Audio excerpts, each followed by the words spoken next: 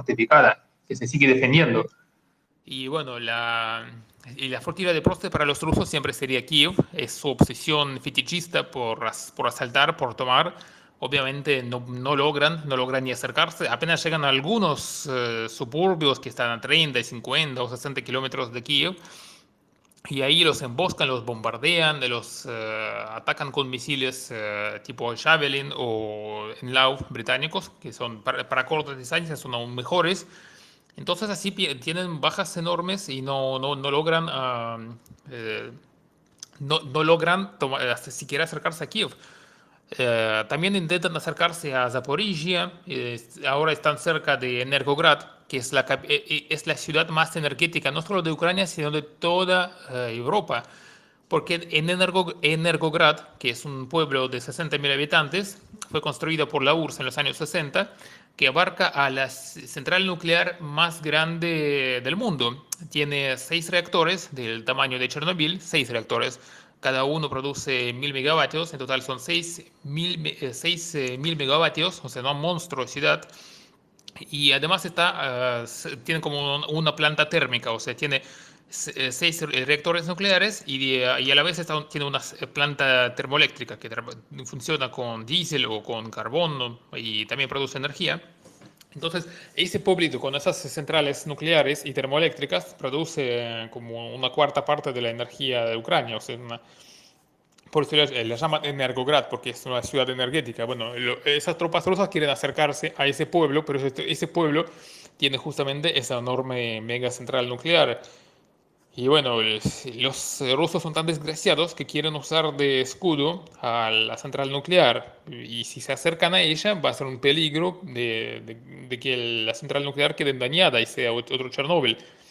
Por tanto, espero que bueno, los ucranianos logran destruirlos antes que se acercan. Ya, por lo que escuché, han tenido muchas bajas ahí en esta región los rusos. Y, eh, y ya que nuestro título dice que es enfrentamiento de la OTAN vs Kremlin, queda más que evidente que eso ya no es solo Ucrania. Ucrania en realidad de facto ya es parte de la OTAN. No tiene un reconocimiento jurídico, por eso está siendo atacada, pero detrás tiene a toda la OTAN que le respalda en todo. Con armamento, provisiones, medicinas, medicamentos, Alimentos, combustible, además sigue financiando su economía. Por ejemplo, la Ucrania no tuvo devaluación de su moneda nacional, que sigue en 30 hryvnias, porque el FMI y todos los organismos internacionales de donaciones siguen drenando una enorme cantidad de recursos financieros para respaldar la economía ucraniana, para que siga funcionando bien en tiempos de guerra y que no haya problemas de desabastecimiento ni de colapso económico. Entonces, por suerte, Ucrania se mantiene gracias a ese respaldo de la OTAN y de la Unión Europea. Eh, un segundo que Geo que tuvo salió recién, ahí lo agrego.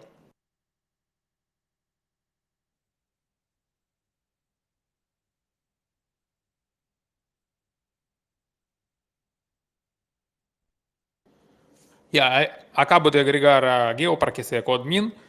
Y bueno, una vez que tenga habilitado el micrófono, también me gustaría darle el micrófono para que comente su punto, cómo ve este escenario. Todos saben que también cada día las sanciones contra Rusia se recrudecen por parte de la OTAN. Ya prácticamente están aislados, no pueden volar a ninguna parte de Europa ni de Norteamérica. No les permiten siquiera cruzar la frontera, no les entregan unas visas. Los barcos rusos no pueden acceder a ningún puerto de Europa ni tampoco a ningún puerto de Canadá. O sea, falta que se sume Estados Unidos y quedan completamente aislados, al menos dentro del mundo libre. Y se está rumoreando que posiblemente si los rusos seguirán matando a los civiles inocentes, y la última estrategia de Putin fue viendo su impotencia, viendo su fracaso en el frente ucraniano, es empezar a bombardear a las edificaciones civiles en Kharkov, en Kiev, en Mariupol, en Gerson. Ahí ya hay muchísimos videos que muestran cómo impactan los misiles, sobre todo en Kharkov, que bombardearon el ayuntamiento, que es un ayuntamiento que yo vi prácticamente todos los días mientras iba al centro de Kharkov cuando vivía ahí. Era la parte céntrica que más me gustaba de Kharkov. Ahora ese edificio está seriamente dañado. Bueno, es un edificio estalinista muy, digamos, muy macizo, no lo destruís así nomás, ni siquiera con un misil potente, como tiraron el calibre ese, que era potente. No lo destruyeron, por suerte lo dañaron seriamente, pero y también murió como 10 personas y 50 heridos o más que incluso. O sea, es un genocidio directamente eso. Son crímenes de guerra contra los civiles inocentes porque están disparando directamente contra los objetivos civiles, que no tiene nada que ver con lo militar. Lo mismo pasó en Gerson, en Kiev, en Mariupol, en Volnovakha, que es un pueblo de 23.000 habitantes que prácticamente fue barrido directamente de la faz de la tierra por los invasores rusos. Los civiles están escondidos en los sótanos y no pueden salir, no los pueden evacuar porque no hay digamos, un camino, una autopista verde, como lo llaman, para que justamente salgan los civiles, porque los agresores rusos ni siquiera permiten una tregua para que salgan los civiles. Y es una verdadera tragedia humana. De eso los medios no hablan porque son pueblos periféricos, pero en los medios ucranianos sí han salido muchas noticias y realmente tristes. Y eso pasa en otras partes de Donbass, por ejemplo, en Severodonetsk también están bombardeando civiles y que están atrapados en los sótanos y no pueden salir. No hay siquiera una tregua para retirar a los civiles que quieren evacuarse hacia los lugares seguros. Entonces hay muchas dramas así y tal como va la cosa, la OTAN va a usar estos hechos de genocidio, de crímenes de guerra, para imponer sanciones mucho más draconianas que van a utilizar la desconexión de Rusia del sistema iOS para todos los teléfonos iPhone, desconexión de Android para los teléfonos de todas las demás marcas como Samsung o Huawei o cualquier otro, o Motorola. Entonces, eso significa, y también la desconexión del sistema operativo de Windows. O sea, los que tienen copia no pasa nada, pero las empresas rusas, las sedes gubernamentales rusas que usan sí una Windows legal, no tendrán, se les va a caer Windows, entonces sus computadoras se van a quedar sin sistema operativo y los celulares, tanto iPhone como los Android, se van a quedar sin sistema operativo funcionando, entonces el celular no te va a servir nada, ni siquiera para una llamada. Y para rusos va a ser un golpe durísimo porque eso directamente los envía a la edad previa a la revolución de los celulares. No van a tener que usar los viejos celulares esos que servían solo para SMS y llamadas. Porque ojalá que acepten ese tipo de sanciones, porque ahí sí todos los jóvenes saldrán a las plazas a romper todo, a matar policías y decir que qué carajo es esto, que nos desconectaron del mundo, que no podemos hacer nada. Y ahí esos bravucones policías rusos, que ahí están todos como Terminators, en esos uniformes negros, todos blendados, cagando a palos a las abuelitas y a las mujeres embarazadas que salen a protestar, ahí sí la van a sufrir en carne propia la furia del pueblo que los vendrá con barras de hierro a romperles todo.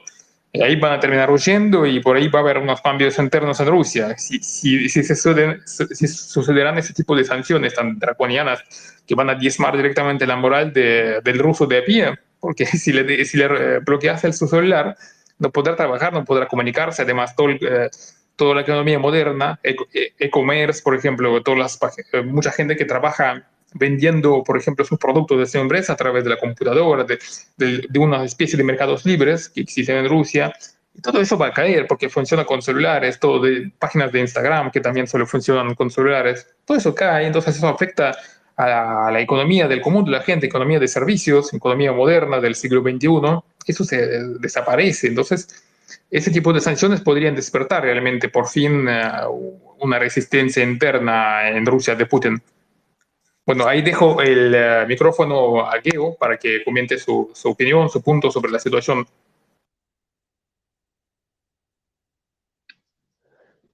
Yo Geo, creo buenas que... noches. Buenas noches. Yo creo que aunque le saques Windows a una persona, o al menos a empresas o a un gobierno, seguramente lo van a reemplazar con Linux y todo lo que tiene que ver con Linux. Pero aún así no se compara a todo lo que es Windows, Microsoft. Tal vez las empresas puedan seguir funcionando, el gobierno o el sistema, el Estado pueda seguir funcionando con Linux, pero que todos los rusos al mismo tiempo se queden sin Microsoft, eso ya sería totalmente impensado, o sea, no ha pasado nunca en un país. Así que veremos qué pasa. Como dijo el presidente de Estados Unidos, Biden, ahora en el Estado de la Unión, Putin se ha quedado más, no, Putin está más aislado de lo que nunca ha estado antes. Y luego creo que se refirió a los oligarcas y le dijo que íbamos, o sea, Estados Unidos iba por ellos. Y yo creo que de alguna forma esos oligarcas también van a jugar un papel fundamental porque son los que van a preparar de alguna forma el nuevo gobierno luego de que caiga el tirano. Eso no significa que va a pasar de la noche a la mañana. De hecho, esto es algo que la OTAN y Estados Unidos, especialmente el Pentágono, lo vienen pensando desde hace muchos años. Y se vienen preparando y vienen preparando la infraestructura desde hace muchos años. Porque son los intereses geoestratégicos del mundo libre, encabezado por el atlantismo, que es Estados Unidos e Inglaterra. Y no importa si Inglaterra es de la Unión Europea o por fuera de la Unión Europea. De hecho, para estas situaciones así, Inglaterra es mucho mejor operando fuera de la Unión Europea, porque eso pone por encima a Estados Unidos y a Inglaterra del resto de los países de Occidente. Ahora, lo desagradable fue los 4 años de la farsa de la nueva derecha, porque durante esos 4 años se vendió una diplomacia que nunca existió, donde incluso se expulsó o se hizo renunciar a gente importante que sabía de estrategia y de política internacional y de derecho internacional por parte de la misma administración Trump. Tenemos el ejemplo de Bolton, que es uno de los que fue expulsado de la administración Trump, y que si en algo concuerdo es que Donald Trump nunca estuvo preparado para ser presidente, solo era un tipo narcisista, excéntrico, mediático, del mundo de la farándula, del espectáculo, lo conocían todos, estuvo en cuanta fiesta privada de la misma oligarquía estadounidense, ya que les gusta tanto la palabra oligarquía. Eh, ha conocido lo peor de lo peor y bueno, y estuvo en Rusia también. Así que no me extrañaría en lo absoluto de que Trump haya sido el mejor candidato a presidente que a Rusia le hubiese convenido. Y bueno, luego sus acciones y comportamientos y dichos lo demuestran. Primero, tratando de minimizar y decir que lo de Ucrania era solo una cuestión de los negocios de la familia Biden, cuando no es así. Estados Unidos es el garante principal de la independencia de Ucrania, figura en el memorándum de Budapest como uno de los protectores de la Ucrania que se desarmaba y entregaba su arsenal nuclear. Del otro lado estaba Rusia, pero ya sabemos que Rusia se aprovechó de lo obtenido con ese memorándum, la base de Sebastopol, para quedarse con Crimea en el 2014. Pero en el caso de Estados Unidos, cuando Estados Unidos se alineó a alguna revolución, a alguna independencia de países de la ex Yugoslavia, de países bálticos, de Europa del Este, incluso Cáucaso como Georgia, no ha sido en nombre de los negocios e intereses de un presidente de turno, sino en nombre de los intereses geoestratégicos de la nación estadounidense. Entonces, cuando un populista toma el poder, bueno, tomar el poder, cuando tuvo el poder Trump, si el que maneja Estados Unidos es el status quo, eso que tanto decía el Deep State, bueno, sí, el Deep State es lo que hizo que Estados Unidos sea una potencia mundial y el garante de la libertad occidental hasta el presente. Cuando, cuando estuvo en el poder Trump, hizo toda la mímica, la pantomima de que la política estadounidense seguía siendo estricta y dura con Rusia, pero en realidad no fue ni dura ni estricta.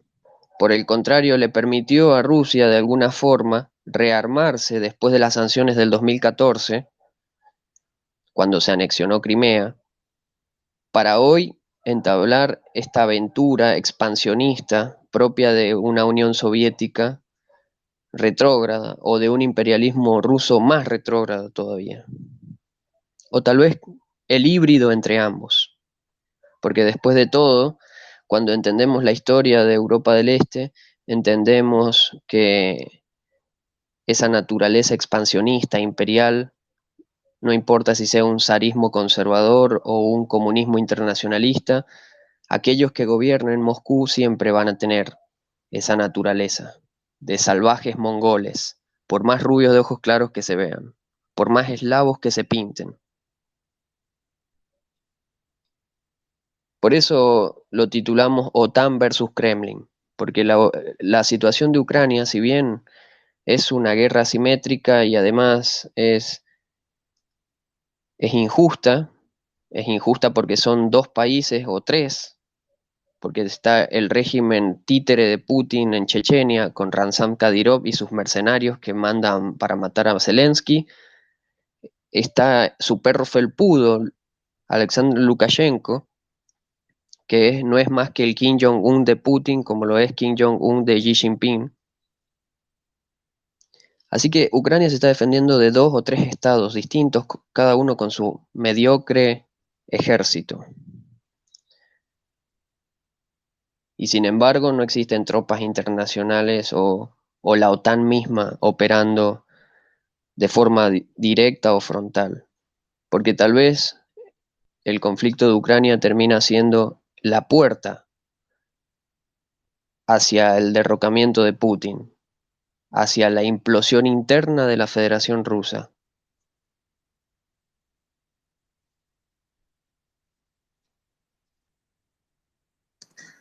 Excelente, Guido, muy buen aporte.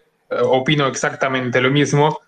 Y para mí, para la OTAN, es una gran oportunidad no solo asfixiar a Rusia con las sanciones cada vez más draconianas, que aumentan de forma gradual a medida que Rusia muestra su salvajismo, que empiece a matar civiles por su desesperación, porque ante el fracaso en todos los frentes militares, empiezan a machacar ciudades, todos los barrios residenciales, matando civiles, y ahora que todo el mundo tiene celulares, eso sale ya directamente en las redes sociales y de ahí a los medios, y enseguida todo el mundo lo sabe.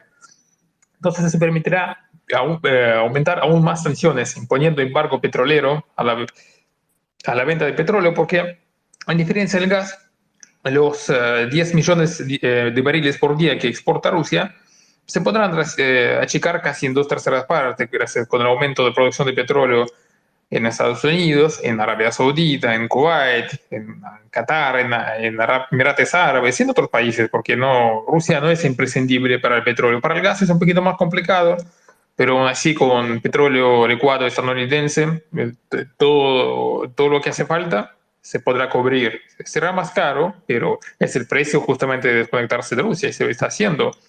Lo del gas se podrá hacer en un mes y lo del petróleo será efectivo dentro de una semana para mí, o quizás incluso antes. Y más las demás sanciones, como desconectar del Android, de sus celulares, del iOS a los iPhones, directamente no podrán usar celulares. Tendrán que volver o salvo que tendrán algún equivalente chino de lo que es Android, pero casi no existe. China intentó hacer algo parecido para Huawei, pero no lo logró porque son tan complejos los sistemas operativos que no es posible reemplazar a iOS o a Android. Son sistemas tan avanzados de sistemas operativos que así no los reemplazas ni aunque trabaje 5 años, porque siempre van a quedar atrasados. Y lo mismo que decía Geo, que los van a reemplazar por ese sistema alternativo, Linux, pero yo tuve una vez Linux en 2013 y es una porquería de tal grado que no te No lo anda sabe la manejar batería. cualquiera, porque funciona, Claro, funciona desde la terminal. Hay que saber parte de programación o simplemente saber manejar una terminal para poder manejar Linux. E incluso hasta para instalar un programa necesitas hacerlo todo desde la terminal. Traen algunas distribuciones de Linux, alguna especie de instalador como para parecerse a Windows, pero aún así enseñarle eso a toda la ciudadanía rusa de golpe y en poco tiempo, no lo creo.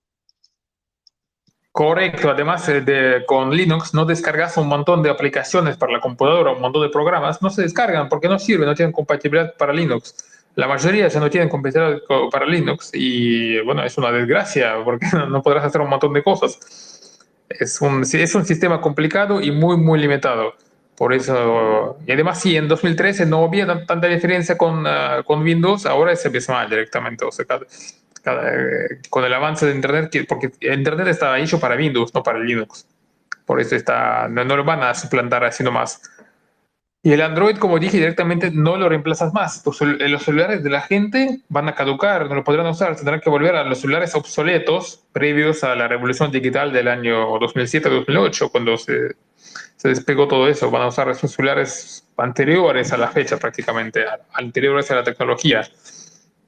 Y con eso podrán, por ejemplo, las chicas rusas que les gusta tanto posicionarse, coquetear ahí en Instagram, subiendo sus fotos, así todas pintaditas, así lindas. Bueno, que no, sin celular no anda Instagram, así que no. Ahí con Instagram también se hace todo tipo de promociones de empresas, de comercio, de la venta de productos, y si no te anda el celular y no te anda, entonces tampoco puedes subir fotos al Instagram y es el fin. O sea, el daño para la economía interna rusa, justamente para la economía real, de que es el sector de servicios, el sector de venta, va a ser monstruoso, monstruoso.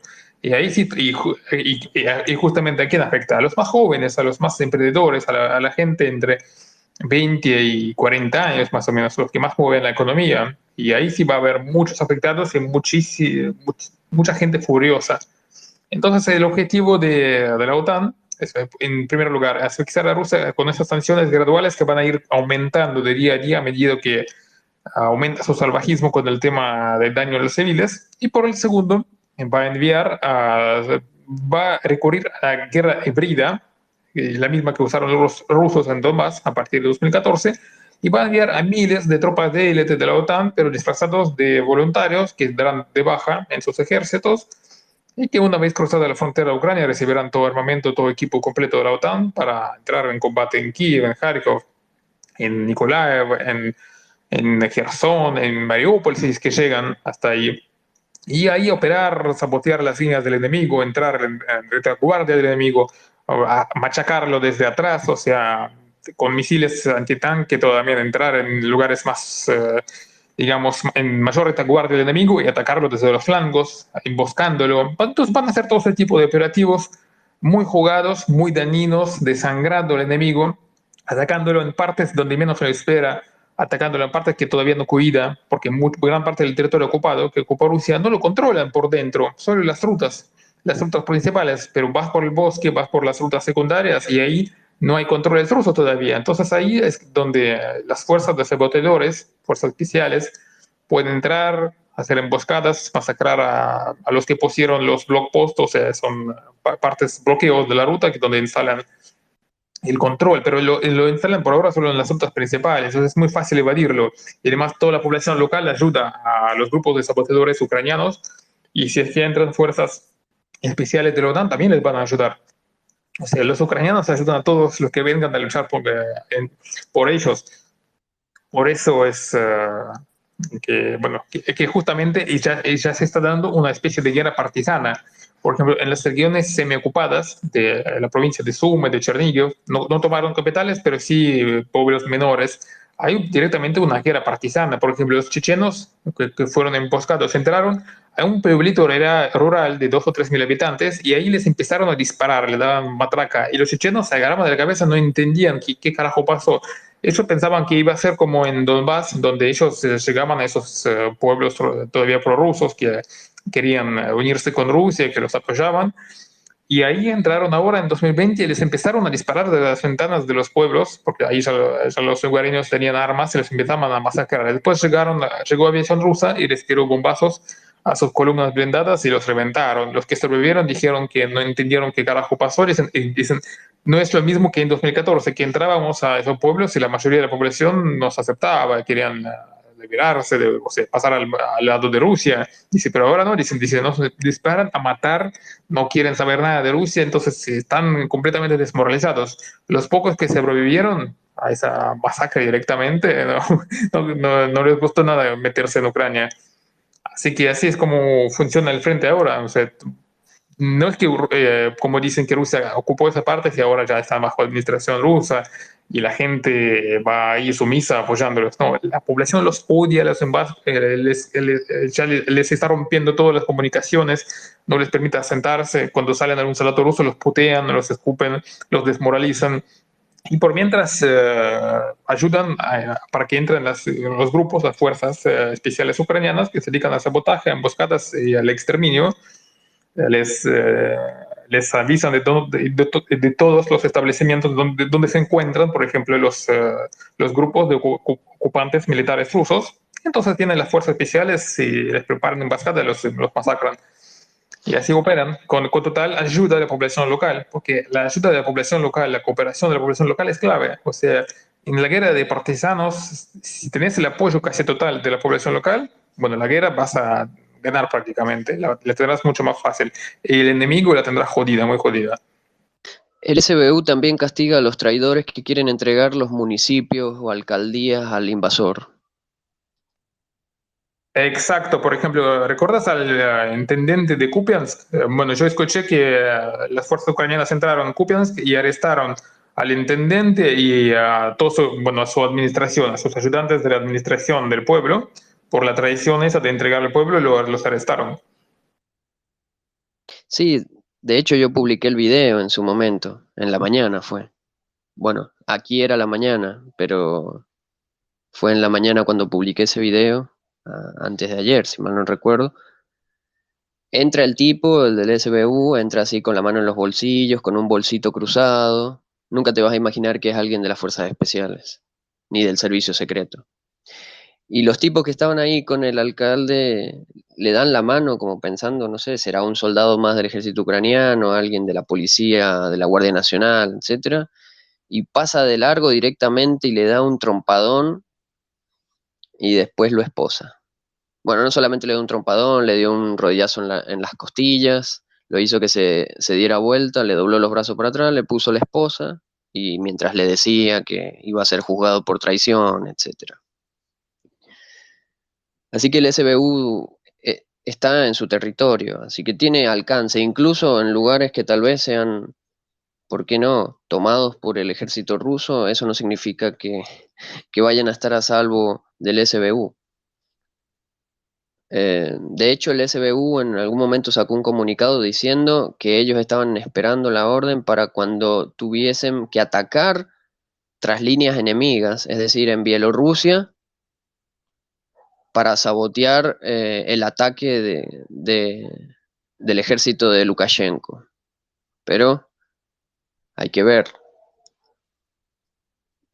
Con respecto a la estrategia utilizada, podríamos decir que hay un 50% de fracaso total de una Blitzkrieg, como hablamos los primeros días. Podríamos decir también que hay un 50% de que el Kremlin de Moscú fue capaz de quemar el 75% de todo su poder militar. Estoy hablando a nivel país, porque son 200.000 tropas alrededor de Ucrania, de la cual ya ha ocupado el 80%. O sea, el 80% ya lo metió en Ucrania.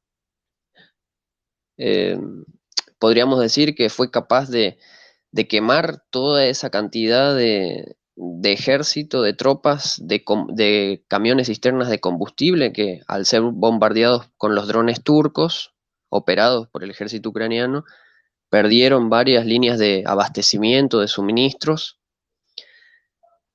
Podríamos pensar que son capaces de quemar gran parte de su potencial bélico diciendo que son lo peor de lo peor, porque si uno se fija en las caras de los tipos, algunos, no digo que sean menores de edad, pero son adolescentes o jóvenes recién entrados a la adultez, 18, 19 años, con traje de Spetsnaz.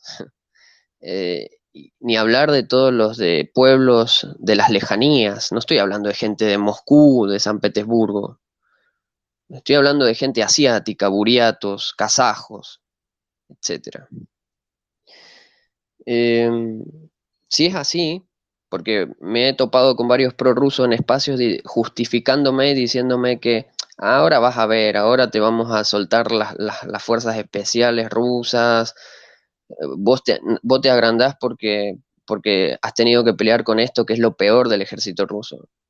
Aún si fuese así, entonces cualquiera de nosotros somos Napoleón Bonaparte, somos eh, Aníbal, somos, no sé, distintos estrategas, somos Marco Aurelio, somos estrategas militares impresionantes. O sea, si eso es la estrategia, esa es la doctrina militar de Rusia, quemar a gran parte de su ejército para luego usar lo que le quede para tomar la capital de Ucrania, cuando supuestamente ya la habían intentado tomar con las tropas aerotransportadas en el aeropuerto Antonov y en Gotomel,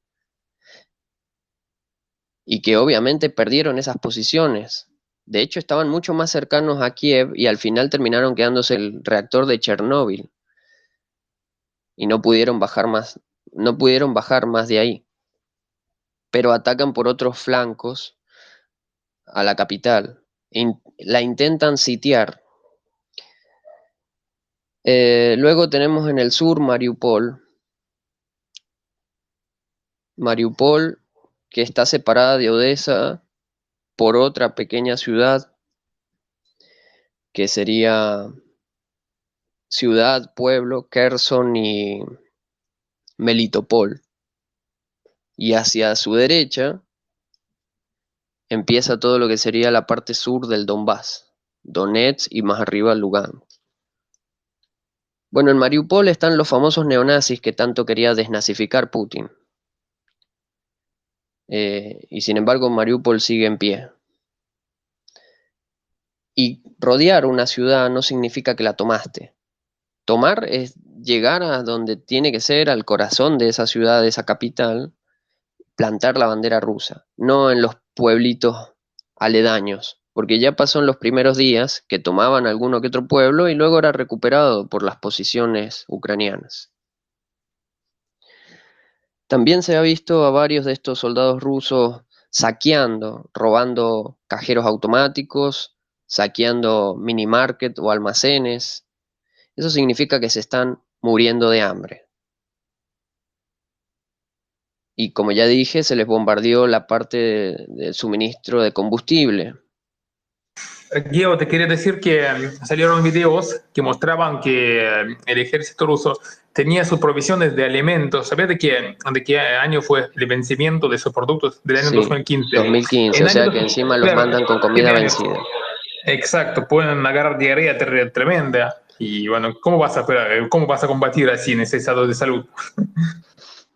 Por eso digo que aún si Putin de alguna X forma tomara Kiev y tuviese una especie de triunfo, ¿qué sería? Un triunfo pírrico, sería una victoria pírrica, o sea, sería eh, sacrificar gran parte de tu potencial bélico con el que tanto te agrandaste y alardeaste alrededor de Ucrania, que encima, para peor de colmo, estás usando el ejército y los misiles balísticos de otro país más, que aunque sea tu títere, no deja de ser un país aparte, con un ejército, entre comillas, aparte, que es Bielorrusia. Y encima necesitas mercenarios de Kadyrov para poder matar al presidente de Kiev, no lo pueden matar tus propias fuerzas especiales. Así que, bueno, los prorrusos por ahora tienen ese 50% de que sea así, de que hayan quemado todo para desgastar, o sea, hayan quemado todo lo que consideran el desecho o el residuo del ejército ruso para poder desgastar al ejército ucraniano, pero mientras sigan entrando voluntarios y mientras sigan entrando armamentos y mientras se sigan reforzando las defensas con defensa antiaérea, con antitanques, etcétera, ese desgaste va a terminar siendo un desgaste para los mismos rusos que entren, tanto los que ya estaban desgastados, desorientados, porque se los puede ver en videos donde no saben ni las calles. Además, hubo iniciativas, el ejército ucraniano le ha ido enseñando cosas de la guerra urbana al ciudadano de a pie. Le ha ido enseñando cómo hacer cócteles Molotov, aunque algunos patriotas nacionalistas ya lo sabían hacer desde el Euromaidán. Les ha enseñado que tenían que dar vuelta, dar vuelta a los carteles. Si una calle o una ruta marcaba hacia la derecha, darlo vuelta para que marcara hacia la izquierda. Borrar algunos nombres de calles, de caminos importantes. ¿Qué más? Le han enseñado los OSINT, hay gente en las redes sociales, los OSINT, que son básicamente especialistas, militares retirados de distintas fuerzas occidentales, eh, exministros de defensa, etcétera, todos dentro de la comunidad OSINT, incluso georgianos, que todos se sienten parte de esta causa. Esta causa es occidental, ya no es Ucrania versus Rusia. Tal vez nunca fue Ucrania versus Rusia, porque la agresión de Putin es una agresión al mundo libre. Y bueno, les enseñan guerra de guerrillas, cómo hay que utilizar a su favor el material, la infraestructura, porque no nos olvidemos que estos tipos los traen de Daguestán, de Buriata, de lugares muy lejos, no los traen de Moscú, no los traen de San Petersburgo, que son las únicas capitales que conoce la mayoría de los prorrusos, o con las que se babean. Así que esta gente invasora, literalmente invasores, no saben ni en dónde están. En algunos videos se los ve que ponen un megáfono diciendo mantengan la calma, esto es una operación, bla, bla, bla, bla, bla. ¿Y cómo le responde el pueblo ucraniano? Con cócteles Molotov, con piedras, saltándoles arriba de los Kamaz, de las camionetitas Kamaz, que serían equivalente a un Hammer o un Humvee estadounidense. De esos hay varios quemados, prendido fuego. Hay otro mito, no es solamente motorizados, fusileros, en divisiones y brigadas destruidas, sino también vehículos de la Rosguardia. La Rosguardia es el equivalente a la Guardia Nacional de Estados Unidos, pero de Putin, de Rusia. Y esos estaban ahí metidos, y no me van a decir que la Rosguardia es carne de cañón, porque yo tengo entendido que la Rosguardia son los matones que manda Putin a aplastar cualquier intento de revolución o independencia por parte de las demás repúblicas o países o federaciones o como le quieran llamar, provincias dentro de la Federación Rusa.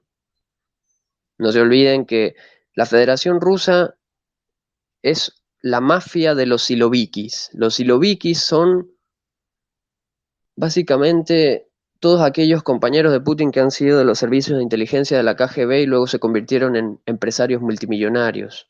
Algunos de ellos que ya les están confiscando hasta los yates en Francia, en Mónaco, las cuentas en Suiza. Un segundo y bueno, luego seguimos.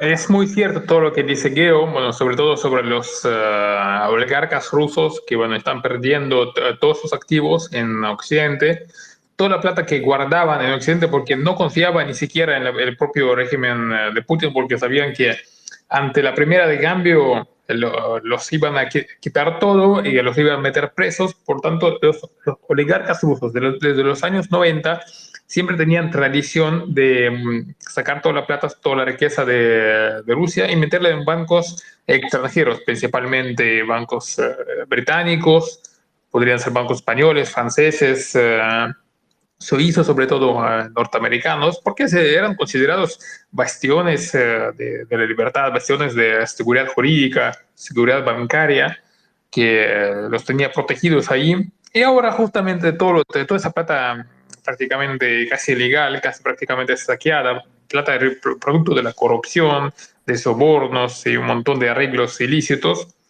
Estamos hablando de miles y miles y miles de millones de dólares saqueados de Rusia, en producto de corrupción, que fueron resguardados esas cuentas en Occidente, que ahora quedaron todos bloqueados, prácticamente los van a perder. Toda esa plata la perdieron y en Rusia tampoco quieren mantener esa plata porque no confían en Putin. Entonces los oligarcas están como locos, están enloquecidos, perdieron su plata en Occidente y tampoco lo que tienen en Rusia lo quieren guardar ahí porque no confían. Y entonces es casi un hecho que van a ejercer presión sobre la dictadura de Putin para que justamente removerla, porque ya no hay otra posibilidad de arreglar ese desastre que acabar con el régimen de Putin, ya sea a través de un golpe algo más pacífico, sacándolo del poder, o a través directamente de un golpe militar, por ejemplo, a través de oligarcas fomentar un golpe militar del ejército para que tomen Kremlin, remuevan a Putin, seguramente lo van a matar, si es el caso de militares, generalmente lo van a matar, justamente para que no tenga posibilidad de volver, de retomar el poder, y después poner a un gobierno de transición que negociaría o sea, los términos de que Rusia devuelva todos los territorios ocupados a Ucrania a cambio de que deroguen todas las sanciones en contra de Rusia. Entonces Rusia vuelve al mundo civilizado, devuelve los territorios a Ucrania y entonces sería algo mutuo, pero eso solo se podría negociar, lograr cuando Putin no estará en el poder o estará preso o estará muerto, porque otra elección no hay. Y lo más efectivo sería que está muerto porque directamente significará que nunca podrá volver al poder.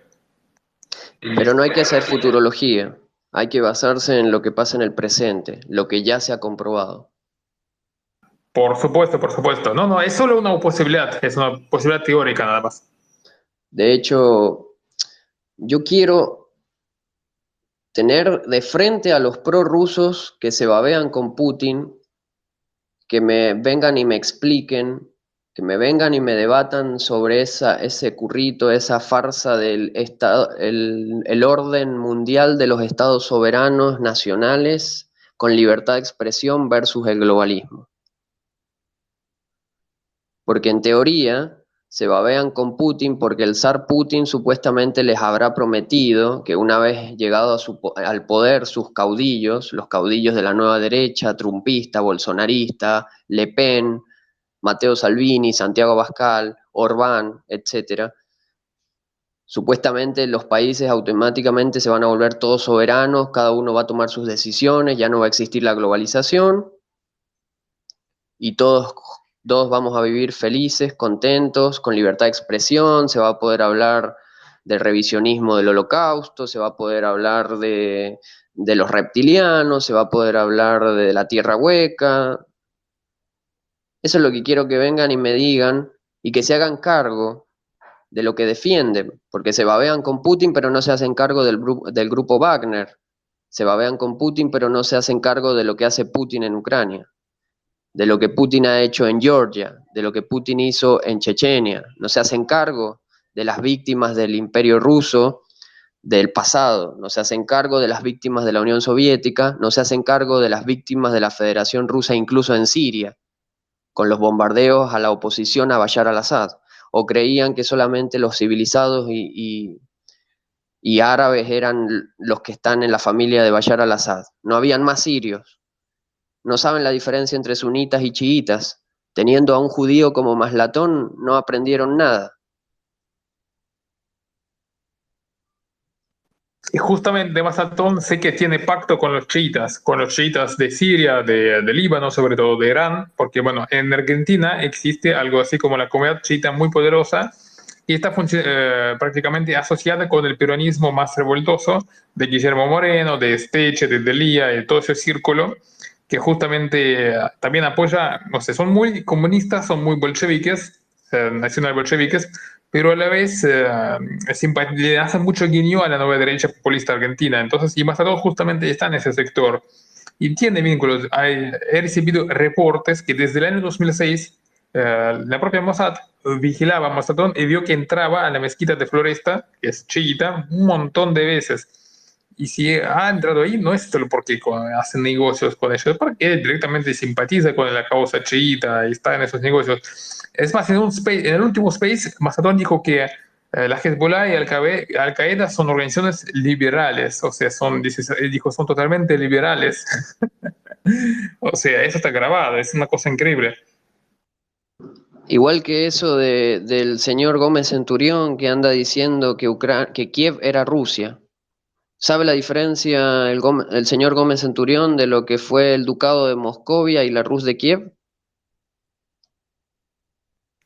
Por supuesto que No solamente pasan vergüenza en lo histórico, siendo gente grande, gente adulta, que supuestamente dice estar capacitada para gobernar la Argentina, sino que embrutecen e idiotizan a los jóvenes y a los adolescentes que lo siguen. Lo que hizo Gómez Centurión en el diario, en el programa de Crónica TV en Argentina, fue básicamente repetir la retórica ridícula que el Kremlin de Moscú le dio a repetir a todos sus, ya sea agentes o simples marionetas por conveniencia, es decir, marionetas que deciden ser marionetas porque son oportunistas que quieren llegar al poder de sus respectivos países.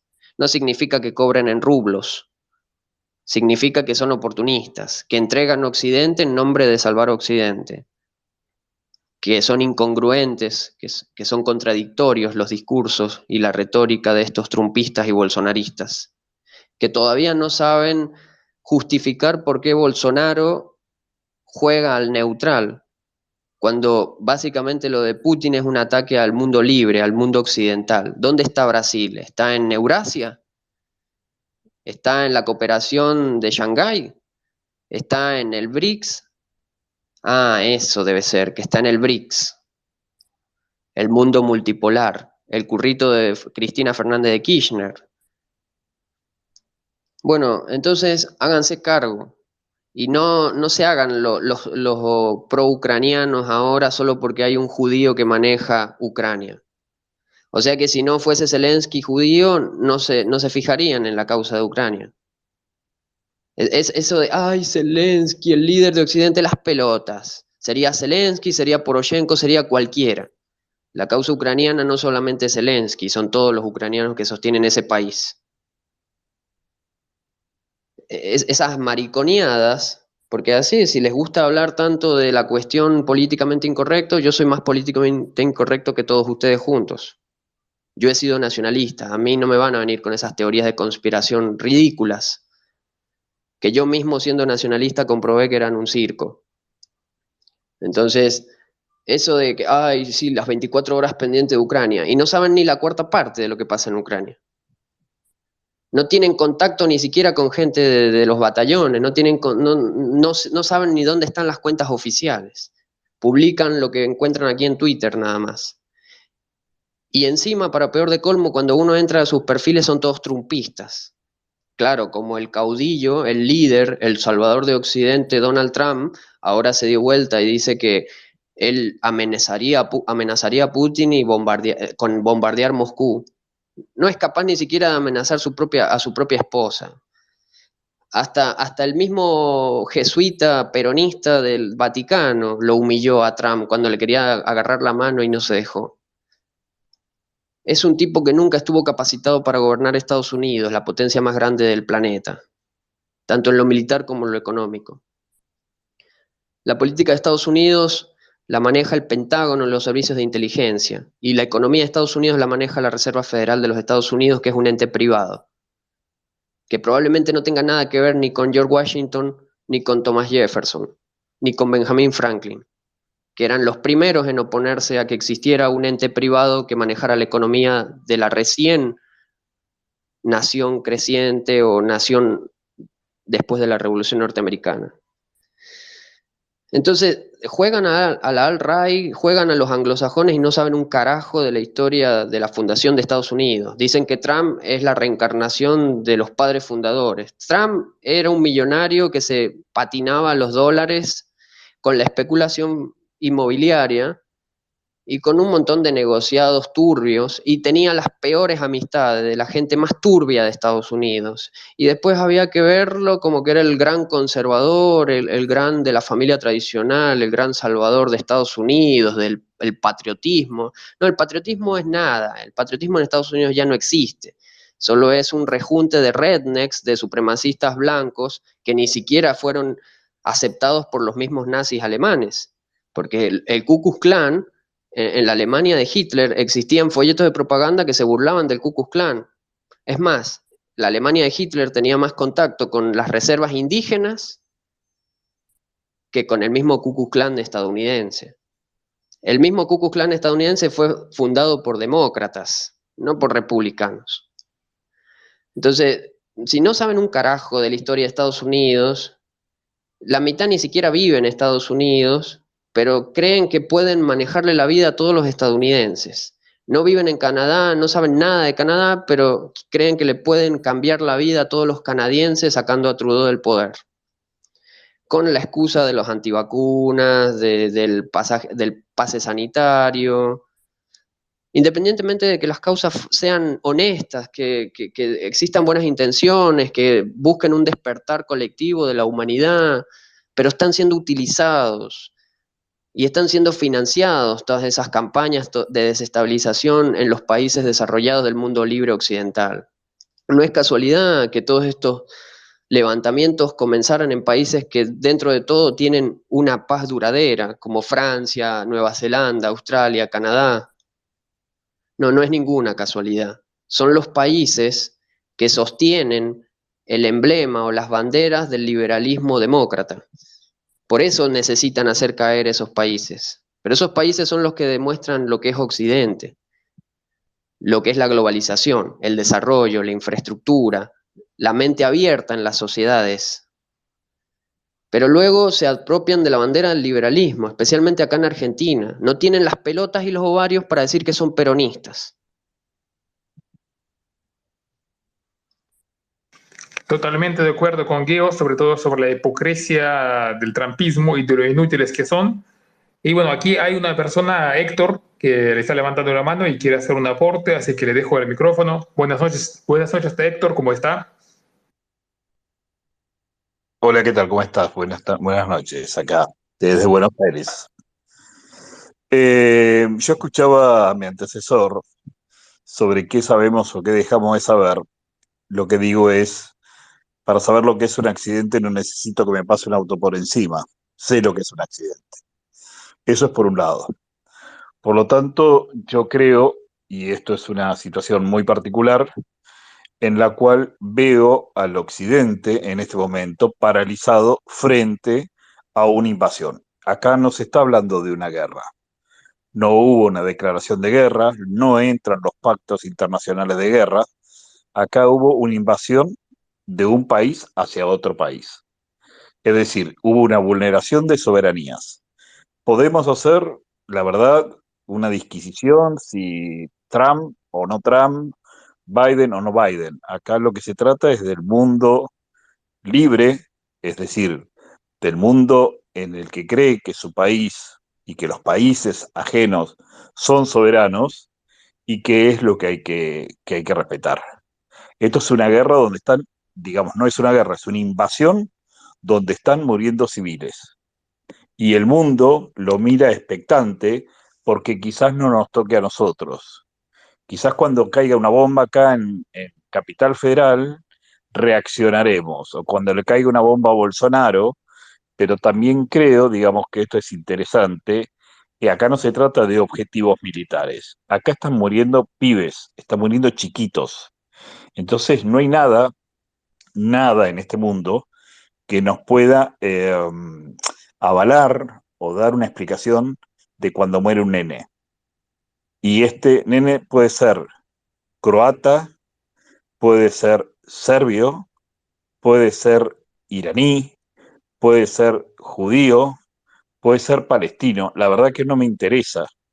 Lo que yo puntualmente lo que me planteo es que veo que la OTAN se ha quedado inmóvil porque está tratando de ver cómo hoy una periodista, no sé si ustedes lo vieron, increpó al primer ministro inglés, en el cual les dijo que justamente no estaban haciendo absolutamente nada y están muriendo civiles. Entonces, puntualmente lo que quiero decir es toda mi solidaridad con el pueblo eh, eh, de Ucrania, porque en realidad la muerte de los civiles, digamos, bajo ningún punto de vista es admisible, y la invasión a un país soberano tampoco es admisible. Esta es mi manera de ver las cosas. Disculpame, Héctor, para una aclaración nada más. So- ¿Qué es lo que le reclamás a la OTAN en este caso? Porque la OTAN es un pacto defensivo, es decir, solamente puede entrar en conflicto para defender a miembros activos. O sea, no puede hacer nada realmente en lo que es en el campo de batalla no puede hacer nada. Los países miembros sí lo que pueden hacer es apoyar logísticamente, apoyar con armamento, pero no se pueden meter Te repito, como OTAN, ¿no? Daniel, acá hay un tema que es importante, que nos pasó a nosotros en Malvinas. Al no haber declaración de guerra, se terminan todos los que son pactos internacionales. Por ejemplo, nosotros los que nos pasó en Malvinas, lo que nosotros llamamos guerra de Malvinas, no fue una guerra, no hubo declaración de guerra. Por lo tanto, no intervino la Cruz Roja, pudo intervenir la OTAN. Uruguay le prestó lugares para cargar nafta. Chile tuvo activa participación. ¿Por qué? Porque la Argentina se comportó como un Estado invasor en su propio territorio. No hubo declaración de guerra. En este caso Claro, tampoco. pero Ucrania no es miembro, por eso digo, o sea, la OTAN entró en Malvinas porque estábamos atacando a uno de sus estados miembros. Bien, pero no. Lo que dice puntualmente en el artículo 5 del Tratado OTAN es que en realidad cuando se ponga en riesgo, y en riesgo está, de hecho, Putin está amenazando a países que forman parte de la OTAN. Yo estoy de acuerdo en eso, pero viste que son estos Pero, tecnicismos. Héctor, ¿qué entendés por una declaración de guerra? Eh, ¿Un papel escrito? no, es una declaración de guerra. A ¿Un ver, discurso? estamos hablando, acá no estamos hablando de lo que nos parece como si fuera una peluquería. Digamos, es derecho internacional. Bueno, ¿qué interpretás No, por no, no, declaración de guerra? soy abogado y la declaración de guerra es formal. Es decir, Bueno, por eso, previamente Rusia le tendría que haber declarado la guerra a Ucrania y a partir de ese momento se activaba todo un sistema de protección. Por ejemplo, en este momento estarían los cascos blancos, podrían intervenir la Cruz Roja. En este momento no puede intervenir ninguno porque no hay declaración. Por lo tanto, porque, al no haber porque no declaración, funciona, no funciona así en la guerra híbrida de Rusia. La declaración de guerra fue básicamente el reconocimiento de las supuestas autoproclamadas repúblicas de Donetsk y Lugansk. Claro, y Y además hay que eso recordar los el mismo antecedentes. gobierno está ucraniano lo bien, es dijo. que El presidente, pero aparte está el presidente de Hitler también, cuando se metió en Polonia no declaró la guerra. gente, Cruzó la yo, frontera así como si nada. yo repito, es decir, se puede hacer lo que se quiera. Lo que pasa es que hay un derecho internacional que está suscrito por las naciones que conformamos el mundo y que en realidad hay que respetarlo y que lamentablemente acá cuando Rusia invade Ucrania, la invade, no hay una guerra Rusia-Ucrania, hay una invasión. Por lo Dijo. tanto, el mundo puede reaccionar de la manera que se le ocurra. Pero me parece una sutileza semántica esa. Para mí ¿Te es una guerra parece? con todas las Pero letras. entonces la sutileza semántica sería la OTAN, la ONU, la Pero aparte OEA. de guerra, yo nunca vi que la definición de guerra incluya una declaración formal. Se entiende que no se puede negociar con alguien que no respeta el derecho internacional, eso para empezar. Y segundo, que esta guerra es una guerra y No es existe desde una hace guerra. 8 años. Es una guerra que está desde hace 8 años. No, te repito, hay una invasión que no es una guerra. ¿Qué Por fue lo el conflicto del Donbass en el 2014 Está, entonces? está bien, lo que pasa es que, bueno, pero lo que te repito, nosotros podemos hoy invadir Uruguay. Uruguay se defenderá, pero eso no quiere decir que sea una guerra. Es una Lo que pasa invasión es que argentina a un Rusia tiene invadido Ucrania desde sí, el 2014, solo que lo reconoció y lo blanqueó a pero, través de una cadena nacional cuando empezó la invasión de forma frontal. pero bueno, te repito, a ver, lo que haga un nazi, yo no le puedo buscar explicación. Es Sí, igual decir, tratemos de no repetir porque si no se nos hace muy largo los espacios. bien, yo lo que voy es que me parece que no es importante lo que piense un nazi o lo que haga un nazi, la verdad, sinceramente lo digo. Entonces me parece que le están dando, y los medios de comunicación, el estatus de guerra cuando no la tienen. Bueno, pero es un nazi con armas de destrucción masiva. O sea, eso es lo que cambia también. Por eso es delicado el tema, lo tocas con una aguja. Entiendo tu punto desde el concepto del derecho, pero en la guerra híbrida no existe el derecho internacional, porque justamente la guerra híbrida es para burlar el derecho internacional. Y segundo, sí es cierto que ante todos los ataques que está haciendo Putin en Ucrania y el uso de armas no convencionales o nucleares, pero no estratégicas, etcétera, al igual que el armamento termobárico, el Tochka 1 y 2, distintos armamentos que no deberían hacer falta cuando supuestamente sos el tercer ejército más poderoso del mundo y solo querés tomar la capital. Y sin embargo, encima dirigidos a objetivos de civiles, no solamente bases o aeródromos ucranianos. Así que hay crímenes de guerra y hay incluso una denuncia que está a punto de ser tomada, si es que no la han tomado ya, en la Corte Internacional de La Haya. Ahora, por la única razón por la que el mundo libre occidental, encabezado por Estados Unidos y la OTAN, no se ha metido, es porque meterse es directamente empezar una guerra mundial con Rusia y con los aliados que tenga Rusia. Entonces, de meterse se puede meter, de tener con qué hacerle la guerra a Rusia tiene. Solamente están esperando el momento adecuado. Ese momento son vidas, ¿no? Ese momento son vidas.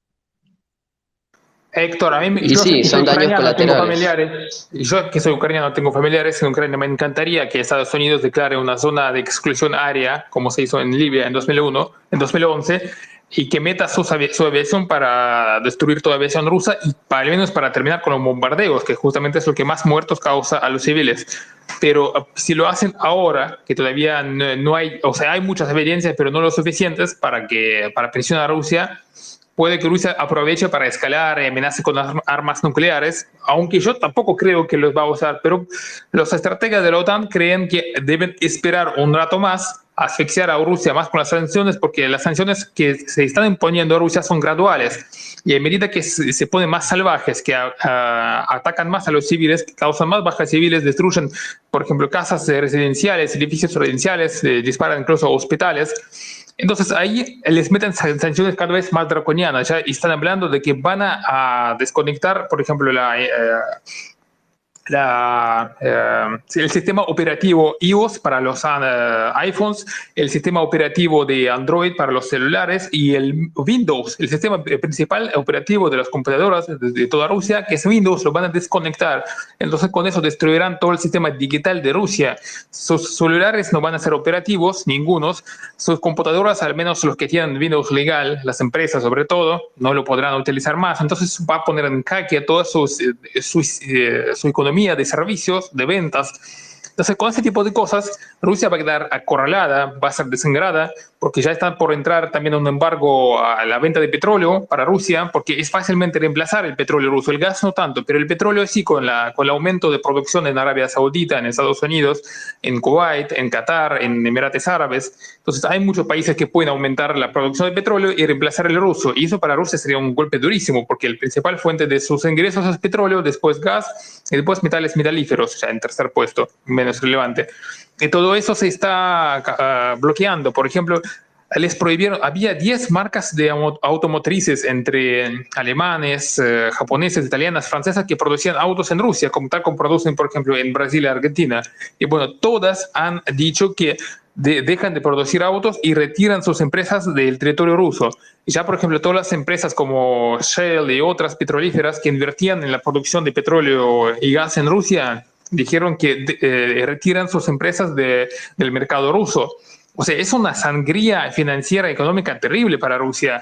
Y si van a cometer más atrocidades contra los civiles, les van a meter sanciones mucho más brutales. Y finalmente, si eso no ayuda, como último recurso contra prácticamente una masacre, un genocidio del pueblo ucraniano, van a declarar la no-fly zone, o en castellano significa zona de exclusión aérea, cuando la aviación de la OTAN con sus modernas F-35 derribarán todos los casos bombardeos rusos y sus misiles, que están bombardeando a Ucrania, y ahí, al menos eliminarán esa amenaza, y de ahí vamos a ver si Rusia acepta, digamos, esa realidad, que fue derrotada en una guerra, que hay una potencia de la OTAN, que ahora está respaldando a Ucrania, y admita un alto de fuego, empiecen a negociar, reincorporar todos los territorios perdidos a Ucrania a cambio de la derogación de las sanciones, o si Putin intentará escalar y, llevar prácticamente a la Tercera Guerra Mundial. Pero bueno, es una opción, es posible que eso Artem, suceda, pero es algo Artem, gradual. Sí, sí. Artem, te quiero hacer una pregunta. ¿Vos creés que Putin, al momento de empezar la invasión, no previó todo esto? Y mira, Héctor, él tenía previsto un blitzkrieg rápido, estaba muy mal informado, pensaba que en el este de Ucrania va a tener mucho apoyo, pensaba que en Kharkov, en Mariupol, en Odessa, en Nikolaev, en Gerson lo van a esperar bastante con brazos abiertos, pensaba que eran Se regiones creyó su prorrusas. propia propaganda. Exacto, se creyó lo que decía, o sea, es increíble, y por eso lanzó un ataque rápido, veloz, digamos, mal cubierto, mal protegido, que apenas cuando se acercaron a las grandes ciudades, empezaron a ser emboscados y masacrados por los ucranianos de esas mismas ciudades rusoparlantes, ni siquiera eran nacionalistas ucranianos ni nada de esos mitos que comentaban, eran simples habitantes de esas mismas ciudades que tomaron las armas y después les llegaron javelin modernas de la OTAN, las misiles Lau de corta distancia que hacen estragos a los tanques, todas esas máquinas para la infantería, blindados, y los empezaron a destrozar.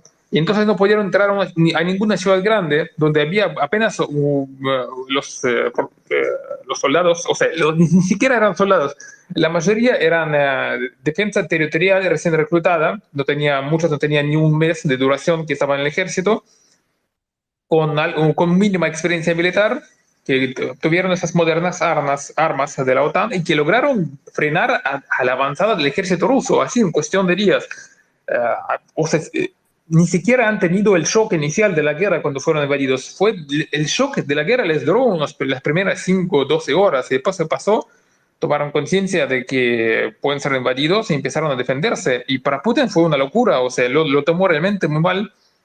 Por eso entró en esa locura, en esa furia demencial, por eso está tirando misiles y bombas a los edificios civiles con gente inocente, está bombardeando hospitales, a escuelas, o sea, por eso hay tanta gente civil muerta. O sea, las bajas civiles deben acercarse a 1.000 personas, lamentablemente es una masacre. Y bueno, eso va a llevar sanciones graduales cada vez más duras y finalmente puede ser declarada zona de exclusión área. O sea, si esa cosa va a seguir así, y esas imágenes de civiles muertos van a mostrar en todos los canales de televisión extranjera en todo el mundo, y va a haber cada vez más periodistas que van a presionar, que dicen que la intervención de la OTAN es necesaria. Ahí es cuando puede pasar que declaren una zona de exclusión área declarada unilateralmente por la OTAN, porque hasta que Rusia no quede eliminada del Consejo de Seguridad de la ONU, este organismo no puede declarar la intervención de la OTAN porque hasta Rusia tiene el derecho al veto, y hasta que no la eliminen, no será imposible llegar al acuerdo.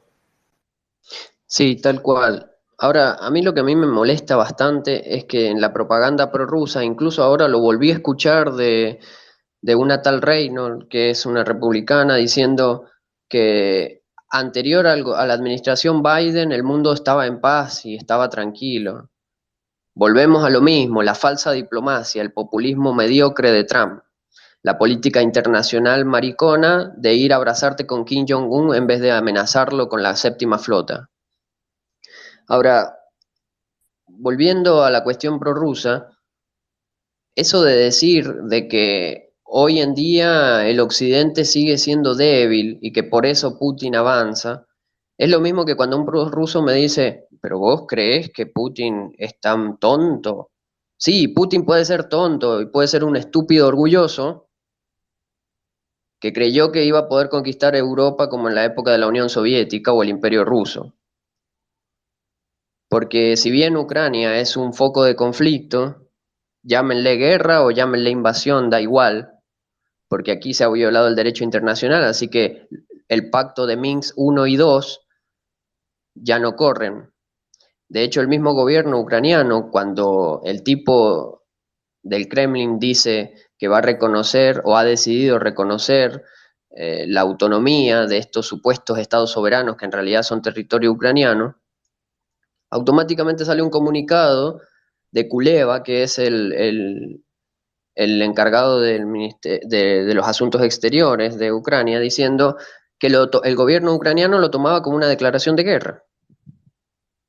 Entonces se dieron todas las piezas de forma ordenada para que quedara Ucrania y el mundo libre occidental como el agredido. Ahora, Escúchame, y si el planteo de Putin es un loco, vamos a suponer que el tipo sea un loco que solo lo separa del botón rojo un general. Hoy estaba escuchando, digamos, las características de este general. Vamos a suponer que Putin quiera pasar a la historia, es un mesiánico, un loco, un eso lo dicen los enfermo. mismos medios de ellos. Bien, a lo que voy Artículo de recién. Russia Today diciendo, Bien, entonces cómo se procede? Porque vamos a suponer lo peor. se Digamos, procede de la forma que en, se está procediendo. en Roma había un emperador, Pirrio, que en realidad el tipo inicia una guerra. Cuando inicia una guerra para tomar un pueblo, se dio cuenta que para recuperar un pueblo de 300 habitantes había perdido 3.000 soldados. Eso se llaman las guerras pirrias. Te recomiendo leerlas. Es decir, No que hace cuando... falta que me recomiendes porque yo Sí, mismo lo he mencionado anteriormente a eso. bueno, eso quizás es lo que le esté pasando a Rusia. Lo que puntualmente digo es, ahora, En Ucrania solamente. estamos hablando de Putin.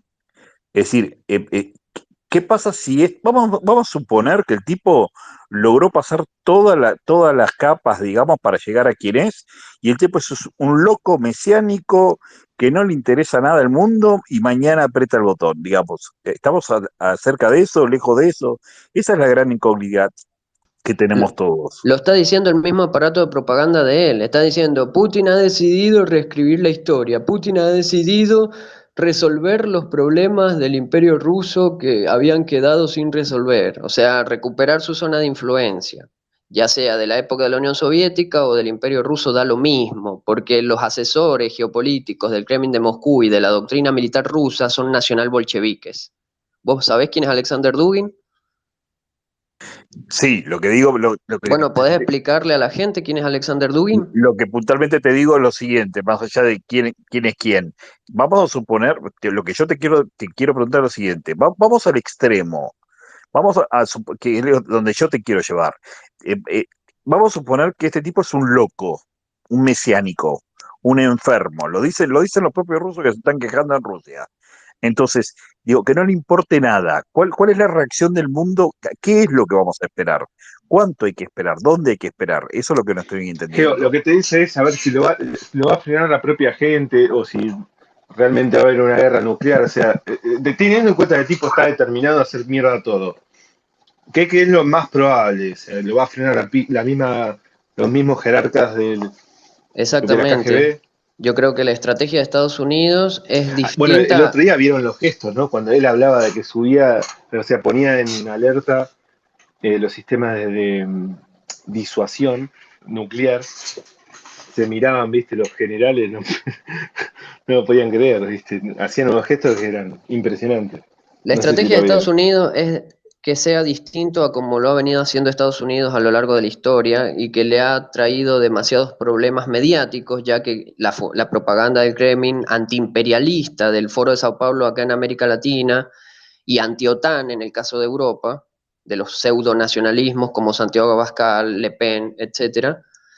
Bueno, Estados Unidos tiene que jugar una estrategia distinta a la que venía teniendo, porque si tiene antecedentes de ser un invasor, un imperialista, agresor, intervencionista, etcétera, y de bombardear indiscriminadamente como en la época de Belgrado, Yugoslavia, etcétera, o en la época del Golfo Pérsico en Irak, bueno, entonces esta vez han sido más inteligentes, aprenden de la historia y de sus errores, y son capaces de llegar hasta el extremo de que Ucrania sufra, pero probablemente los ucranianos, al menos quienes están a cargo, el gobierno de Ucrania, ya lo saben muy bien. Le deben de haber dicho, mira, ¿vos estás seguro que vas a resistir tanto y tanto de días o meses? Sí, sí, vamos a resistir. Bueno, listo, entonces avanzamos. Ahora, si me dijese que está totalmente desconectado el gobierno ucraniano con el mundo occidental y con las potencias occidentales de la OTAN, te creo, pero no está desconectado, está permanentemente asesorado. De hecho, ahora se le suma la red Starlink de Elon Musk en Kiev y seguramente lo lleven a otras ciudades. Ya llegó el primer cargamento con antenas, fibra óptica o no sé qué material utilice. O sea que esta es la primera guerra que a pesar de ser la capital bombardeada indiscriminadamente y las grandes ciudades de Ucrania, nunca perdió el Internet. Por ende, los ciudadanos están informados, tanto los que están siendo bombardeados como los soldados tienen total comunicación con los altos mandos. El gobierno que está supuestamente sitiado en Kiev tiene contacto con el mundo exterior.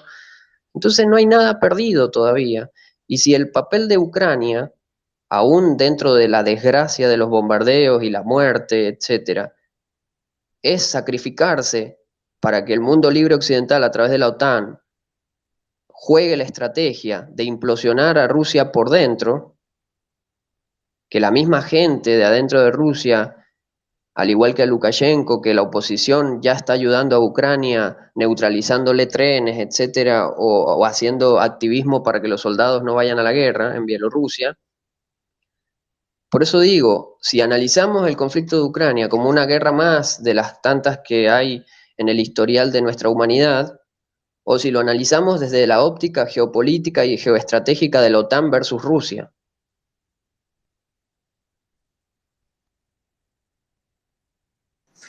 Correcto, realmente estoy de acuerdo con lo que dice Geo. Claramente Ucrania acaba de jugar al desgaste de Rusia a una costa de de sus propias pérdidas en infraestructura, pérdidas en las vidas humanas que son las más costosas y son las directamente irreparables, porque bueno, la infraestructura, las viviendas destruidas, eso se va a reconstruir con la plata de la Unión Europea, con la plata de Estados Unidos, de Japón y de otros fondos internacionales que van a ser una especie de plan Marshall directamente sin intereses, sin retorno, o sea, en forma de ayuda directa. Con esos problemas no habrá. El tema es que Ucrania deberá aguantar un cierto periodo de desgaste para desgastar a Rusia. Pueden ser 2 semanas, pueden ser 4 semanas o 2 meses incluso de una guerra bastante híbrida, con uso intensivo de guerra de guerrillas, porque ahora en toda parte supuestamente ocupadas, entre comillas, porque apenas son ocupadas parcialmente con algunos puestos de control en las principales rutas, pero ya en las rutas secundarias y terciarias no hay control, por ahí pasan directamente los servicios especiales o los partisanos ucranianos, que están fuertemente armados, que tienen misiles antiblindados, que entran, la población local colabora completamente con los partisanos y con las fuerzas especiales, y en un momento indicado atacan a los puntos de control y vigilancia de los rusos, o atacan sus columnas blindadas que pasan por las rutas principales y causando daños impresionantes, o simplemente operan como observadores y solicitan el paso de los drones cuando vean una columna blindada. Dicen que por acá pasa una columna, solicitan un dron turco Bayraktar. Bueno, es un dron ucraniano que Turquía le vendió a los ucranianos y sigue construyendo y enviando a Ucrania, que son muy efectivos y están haciendo historia porque ya demostraron ser efectivos en la guerra entre Armenia y Azerbaiyán, y prácticamente la victoria de Azerbaiyán se debió gracias a esos drones. Y lo mismo están haciendo contra las tropas rusas en Ucrania. Son realmente muy útiles y están salvando a Ucrania porque tiene muy poca aviación y que de a poco se está perdiendo, pero esos drones permiten tener justamente ese apoyo aéreo con bombardeos, con misiles que están borrando a los blindados rusos. Entonces, a través de esa guerra, prácticamente guerra partisana, guerras de guerrillas en partes ocupadas y de guerra que se basa justamente en defensa de todas las ciudades medianos y grandes, está logrando frenar a Rusia, desangrar su avance y sobre todo desgastarla financieramente, moralmente, psicológicamente. O sea, es un desgaste muy fuerte para Rusia porque también pega muy fuerte en su interior, porque ahí la gente empieza a darse cuenta que han perdido miles de ciudadanos suyos. Hay una guerra sin sentido contra un pueblo que siempre, bueno, según su propaganda, era considerado hermano, porque aunque los ucranianos ya no quieren saber nada de hermanos rusos, y que obviamente no entienden el sentido de por qué están peleando, del por qué tienen que padecer sanciones que son realmente gravísimas, draconianas. Quiero decir que ni siquiera Sudáfrica de apartheid en los 80, cuando ya estaba el apogeo de las sanciones, ha tenido sanciones comparables a las de Rusia. Porque Sudáfrica de apartheid más que nada tenía sanciones contra la importación de armas y tenía que desarrollar las propias para no depender de las extranjeras. Pero Rusia tiene prohibición, por ejemplo, de importar, por ejemplo, simplemente autopartes o algunos, por ejemplo, se le prohibió importar rulemanes. Por ejemplo, una empresa sueca, la principal proveedora de rulemanes, dijo que no va a exportar alemanes a Rusia. Y bueno, el alemán no es una pieza estratégica que se usa, ponerle, solo a veces, se usa para todo. O sea, si no tienes alemanes, no puedes producir prácticamente nada, ninguna maquinaria, ningún tipo de nada. En ninguna industria, porque Rusia se está quedando sin abastecimiento de partes, porque Rusia ya no es como la URSS. La URSS era hasta cierto punto autosuficiente, aunque dependía de la importación de maquinaria occidental, justamente para sus industrias, de la tecnología occidental, pero en muchos sentidos podía complementar, digamos, al menos autopartes que se hacían para sus propios autos, por más obsoletos que sean, ineficientes, o para sus tractores, al menos eran de origen local en mayoría de los casos. Pero Rusia llegó a ser una economía bastante globalizada, que por ejemplo importaba componentes de toda parte del mundo, sobre todo de Europa y Estados Unidos, electrónica, sobre todo esas cosas. Y ahora está perdiendo los vínculos, las cadenas productivas se han rotos justamente por esos bloqueos, por esas sanciones, y entonces su industria, todo su aparato productivo se está parando en seco, porque no, al quedar interrumpida la cadena de repuestos, de partes, no se le está parando todo. Y China, por ejemplo, no puede tampoco cubrir todo lo que han perdido, porque hay un montón de cosas de avanzada tecnología que China no produce y no les puede, digamos, resolver ese tema. Entonces están muy complicados. Y para mí, Rainer, Artem, igual, digamos, convengamos lo siguiente, que en la guerra, la bueno, primera aquí que... Rainer levantó la mano, ahí le dejo el micrófono. Espera, Perdón, Artem, no lo escuchás a Héctor, ¿no? ¿Lo dejaste de escuchar? Estamos en una falla, Héctor. A veces Artem deja de escuchar a alguno. ¿lo escuchás a Héctor? Yo hola. no puedo escuchar, no escucho, no sé qué, otra vez Artem, el mismo problema que Mira, no se Héctor, puede cuando escuchar. pasa esto, les pedimos que cierren la app y vuelvan a entrar. Sí, entra de nuevo para que te pregunte algo sobre Alexander Dugin, Héctor.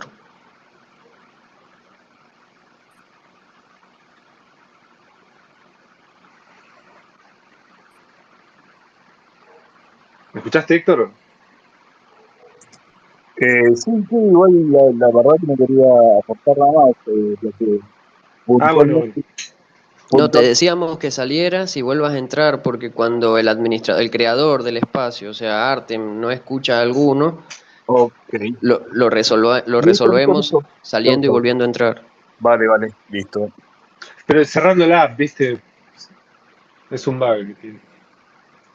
Bueno, hay una cosa que estuve pensando. Se está escuchando mucho en este ambiente de la nueva derecha.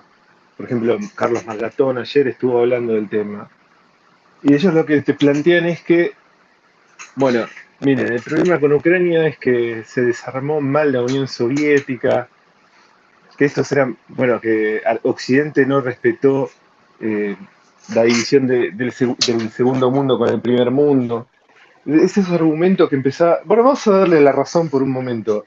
Ahora, yo me pregunto, ¿de dónde salieron estos tipos que supuestamente son de derecha nacional y no sé qué cosa, qué mierda, que les interesa tanto defender los intereses de la Unión Soviética? ¿De dónde salieron? Bueno, en VisualPolitik hicieron un video que está muy bueno, porque está explicado casi bajado a tierra, es decir, para que la gente de a pie lo entienda, de por qué el capitalismo no funcionó en Rusia. Y está bueno porque te va contando toda la Claro, historia. pero ¿por qué a un derechista le interesaría respetar los intereses de la Unión Soviética? O sea, que es nuestro enemigo histórico, por decirlo de alguna manera. ¿Qué es eso de andar protegiendo los intereses estratégicos de la Unión Soviética? Es impresionante. O los intereses estratégicos de Rusia a coste de la desaparición de otros estados soberanos. Claro, pero el argumento de ellos es que, miren, este era parte de la esfera de influencia de ellos. Como si nos interesara defender a ellos. Es impresionante. Encima ninguno vive en Rusia y no sabe qué tanta libertad de expresión hay en Rusia. En Rusia, por darle un RT a un tweet, por ejemplo, de un opositor liberal ruso, directamente puede ser preso. Si te descubren, si sacan tu dirección de IP, enseguida viene la policía secreta de Putin, la policía política, y te meten preso, te van a interrogar, y si no te arrepentís, te meten preso por una pavada así. Y hubo muchísima gente de militancia liberal, opositora, anti-Putin, que quedó presa por cosas tan livianas como esta, como, digamos, retuitear a un político opositor liberal o decir algo en contra del gobierno, algo liviano, sin llamar a derrocarlo, ni cosas nada extremas. O sea, y esa falsa nueva derecha, que en realidad son chavistas encubiertos, disfrazados de derecha o de liberales, como bueno, el chavistoide de Mazodón, porque yo le digo chavistoide porque es un chavistoide, ¿no? O sea, siempre fue un peronista revoltoso y que después directamente se convirtió en chavista, en chavistoide, que dice esas barbaridades, que literalmente desde su muro solo defiende intereses estratégicos geopolíticos de Rusia, de Putin. O sea, dice las mismas barbaridades que, por ejemplo, Stulin, ese otro payaso que Es incluso yo la le... perra de Putin, es la más puta de todas encima. Dice la perra de Putin. Yo le comenté en su muro que, digo, vos revoltoso, pesás a Occidente y terminás en Guantánamo, y me bloqueó. Héctor, No, bien. Yo le quería aportar lo siguiente, digo, por mi experiencia, yo soy abogado, fui periodista durante muchísimos años y fui quien trajo a Gorbachev a Buenos Aires. En plena Glasnost, ¿no? Con la perestroika, digamos, estoy hablando de hace muchos años. Conocí otra Rusia, conocí otro tipo de país, conocí otro tipo de libertades, conocí, digamos, otro tipo de integración al mundo. Lo que me parece que, más allá, escuchaba recién lo de Maslatón, digo, hay gente que es impresentable, digamos, en este país y se le sigue dando micrófono. Puntualmente a lo que voy es, ¿qué pasa si, y repito, si estamos ante un loco? Vamos a suponer que estamos ante un mesiánico, un loco que no le importa nada, absolutamente nada, como parece que a este tipo parece no importarle absolutamente nada. No creo que Putin hoy por hoy sea un tipo que vaya a invadir sin saber las consecuencias. De hecho, está ampliando la cantidad de criptomonedas, está ampliando la cantidad de, digamos, sus negocios con China. Es decir, el tipo ha previsto, quizás no la reacción. Ahora, no creo hoy por hoy que ante semejante ataque misilístico, digamos, que nosotros digamos que Rusia no juega en la FIFA o que no dejemos jugar a los tenistas, no sean como acciones como muy efectivas ante un loco. Ese es el planteo que me hago desde la neutralidad, que no lo soy, no soy neutral, ¿no? Soy absolutamente, estoy a favor de los pueblos y la soberanía de los pueblos, pero en realidad eso es lo que me parece que no estamos teniendo en cuenta. ¿Qué pasa si Putin es un loco? Yo agradezco a Dios que no esté el otro loco, que sería Trump, porque esto hubiese sido un quilombo hace 72 horas atrás. Es decir, evidentemente, digamos, dos tipos que querían pasar a la historia, que quieren pasar, dos locos que quieren pasar a la historia y que nosotros estamos acá en el medio. Entonces, ¿qué pasa si Y este ahora ya tipo estamos en el baile, ¿viste? Por ahí para la próxima podemos pensar algún examen psiquiátrico o algo, no sé, de que hecho, no de entre hecho un sociópata, ¿no? Pero ahora Estados ya estamos en Unidos el baile, o sea, ya está, estamos... de hecho Estados Unidos le hace un seguimiento psiquiátrico a Putin.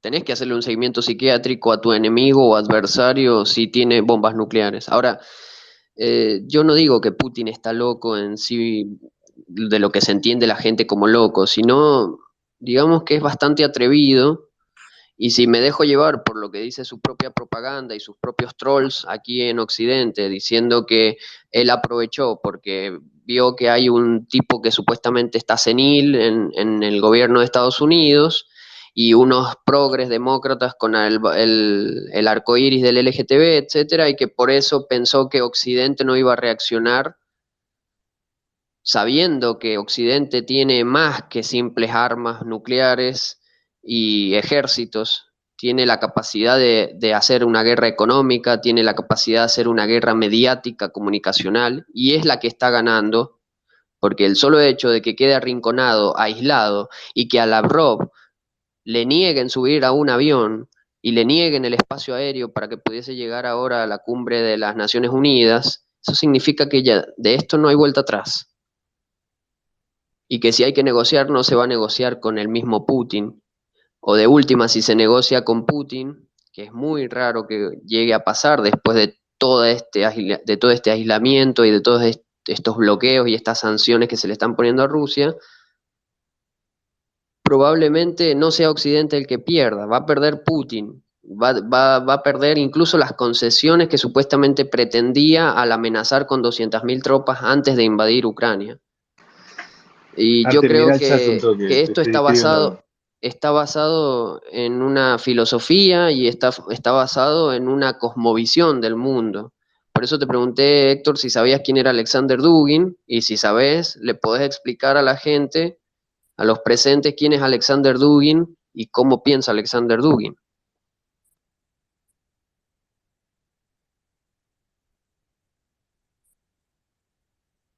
Sé quién es, no puedo explicarlo. Bueno, yo siempre lo resumo, es mucho más complejo explicar la supuesta doctrina que él inventó, que es la cuarta teoría política, que es una mezcla de paganismo, esoterismo, tradicionalismo bizantino y Es como geoestrategia. el Steve Bannon, pero más enfermo de Putin. O una especie de Heinrich Himmler, es medio esotérico. Sí, es el monje negro detrás de la geopolítica del Kremlin de Moscú, pero y que incluso es él mismo en persona ha ido y ha infiltrado y ha dado conferencias y disertaciones en partidos tanto de ultraizquierda como de ultraderecha, separatismos, etcétera. Por eso él apareció antes de la invasión de Georgia en Abjasia y Osetia del Sur y apareció antes de que ocurriera el conflicto del Donbass. Apareció con los gobernadores de las autoproclamadas repúblicas de Donetsk y Lugansk. Lo que él llama Novorossiya, la mitad de Ucrania, la otra sería Malorrusia, si mal no recuerdo. La parte de arriba, occidental de Ucrania, y la parte de abajo, incluyendo Crimea, sería Novorossiya. De hecho, están los mapas señalados de cómo era el plan para partir Ucrania en dos.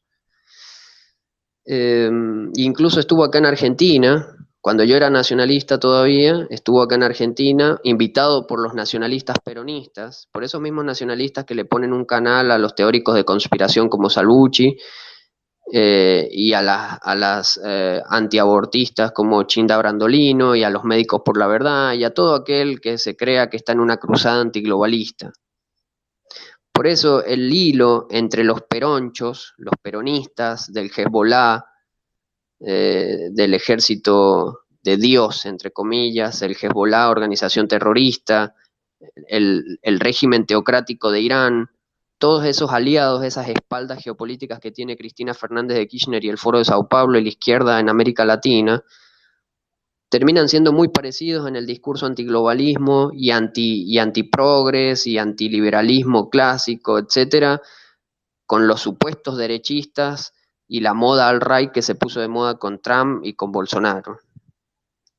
Entonces, ¿por qué no pensar que todo eso, tanto por derecha como por izquierda, antiimperialista, qué casualidad que terminan yendo incluso en contra de los intereses del mismo status quo, halcón, eh, republicano, neoconservador o demócratas geoestratégicos de la época de la Segunda Guerra Mundial, de la Guerra Fría, de la Guerra de Corea, van en contra de los mismos intereses que han hecho que Estados Unidos sea una potencia militar y mundial? Entonces, ¿qué clase de patriotismo estadounidense es el de la alt-right trumpista? ¿Y qué clase de nacionalismo es el del peronismo acá en Argentina? ¿Y qué clase de liberalismo es el del otro peronismo menemista de los 90 acá en Argentina, que también te idolatra a Trump y que se babea con Putin y que banaliza todo el conflicto de Ucrania y en sus perfiles hacen memes de algo tan serio y delicado como una guerra, independientemente de que no esté avalada o no esté escrita en los papeles del derecho internacional como guerra? Ahora, nos lleva también a pensar lo siguiente, digo, eh, nosotros hemos padecido la locura en el poder y la seguimos padeciendo, digamos, lo sabemos. Acá hay gente que en realidad quiere, busca el bronce, no busca otra cosa, es pasar a la historia. Entonces, repito, yo creo que se están librando dos guerras. Una es la guerra de los 60, 62, la guerra de los misiles, y toda esa historia, que es la que tiene Putin, y la guerra del 2022, que es la guerra de los medios, la guerra de la información, la guerra de los satélites, digo, son dos guerras las que se están, me parece que Putin ahí en el medio se ha perdido. En ese sentido, creo que avalo alguna postura. Ahora, yo el gran temor que tengo, la verdad, lo voy a ser muy sincero, no conozco nada que tenga que ver con el tipo, más allá de lo que vi, de lo que conozco, de sus palabras y de sus pensamientos, es que el tipo para mí es un mesiánico, un loco, un enfermo que tiene mucho poder y que está tirando del hilo a ver hasta dónde llega. Y la verdad es que no tiene miedo a perder. La verdad, no creo que si él tiene que entregar el poder, aparece suicidado con un tiro en la cabeza, porque no quiere pasar a la posteridad. Acá no importa, estamos hablando, creo que estamos hablando de dos temas distintos. Putin nos llevó a todos a un análisis internacional muy complejo y quizás lo único que estamos hablando es de un loco que no mide consecuencias. Ese es mi problema. Bueno, por eso te digo que no es locura, es que tienen una cosmovisión opuesta a la que entendemos nosotros por Occidente libre y mundo libre y globalización. Es cool, pero acá, a ver, para alguna gente vos sos el odio y ellos son el amor. Digo, acá hay una secta, digamos, lo hemos vivido nosotros acá adentro. Nosotros acá adentro, me imagino a Cristina con posibilidad de apretar el botón rojo. Es decir, ya se hubiese sentado arriba y zapateado arriba del cajón, y se hubiese cagado de risa, como se cagó hoy de risa en el minuto de silencio ante las víctimas de la guerra. Es decir, en virtud de esa situación, lo que hay que ver es la personalidad de los tipos que intervienen. Digo, las personalidades son muy importantes. Lo dijo, digo, ya personalismo como Churchill, que sería una cuestión. Biden, Trump, tenemos suerte que no esté Trump, pero digo, hoy por hoy está Macron, digamos, tenemos tipos como más avanzados desde el punto de vista ideológico, desde el punto de vista evolutivo, desde el punto de vista de la paz, desde el punto de vista del reconocimiento, frente a un retrógrado que no tengo idea para dónde va. Y sinceramente, creo que nadie sabe para dónde va Putin. La verdad es esa. Es decir, por ejemplo, a mí me gustaría, que eres una pregunta que le quería decir a Artem, porque es una duda que tengo, y Artem, a ver si me la podés contestar. Eh, Ucrania, ¿con qué vacuna se vacunó? ¿Se vacunó con la vacuna rusa? Héctor, Ucrania se vacunó con vacunas extranjeras, occidentales. Le querían imponer la vacuna rusa, pero la mandaron, o sea, la rechazaron en seco. Y al final se vacunaron con vacunas como Pfizer y unas cuantas más, AstraZeneca y unas más, pero no quisieron rusas. ¿Sí? O sea, Ucrania no quiere nada ruso. Ucrania, desde que fue atacada por Rusia en 2014, empezó a romper todo vínculo comercial, económico con Rusia, a construir una frontera, construir una zanja y un cerco con alambre de púas, e incluso por colocar minas en algunas partes a lo largo de la frontera. O sea, está prácticamente tan vigilada como la frontera entre México y Estados Unidos. Y Ucrania no quería comprar nada de lo que sea ruso. Prácticamente las relaciones internacionales comerciales se redujeron al mínimo, el mínimo esencial de algunas cosas que no podían reemplazar, y por desgracia tenían que comerciar mutuamente por un tiempo, pero prácticamente Ucrania no importaba nada desde Rusia. Fue el cambio económico que sufrió, bueno, padeció Ucrania, esa transformación, cuando Rusia fue su principal proveedor económico, tanto para las importaciones como para las exportaciones. Y de golpe, desde la invasión rusa, Ucrania corta prácticamente en seco toda relación con Rusia y empieza a posicionar sus mercaderías, sus productos al mercado europeo, norteamericano, más países del tercer mundo que también compraban. Entonces, ahí tuvo suerte que, bueno, la Unión Europea al menos hizo un favor y abrió su mercado para los productos ucranianos, para darle ese oxígeno que necesitaba economía ucraniana para repararse de una catástrofe semejante, porque Ucrania perdió el mercado interno en forma de Crimea y los territorios ocupados del Donbass, que era parte del territorio, industria ucraniana que quedó ahí, y también porque perdió el primer mercado que tuvo, ese mercado ruso. Entonces tuvo que recomponer, reorientar todo para poder sobrevivir económicamente y lo ha logrado, increíblemente lo logró. Ahí hay alguien que tiene en su perfil que dice que es de la nueva derecha. Alejandro, ahí tenés vos. Chicos, yo ya tengo que ir, voy a despedirme.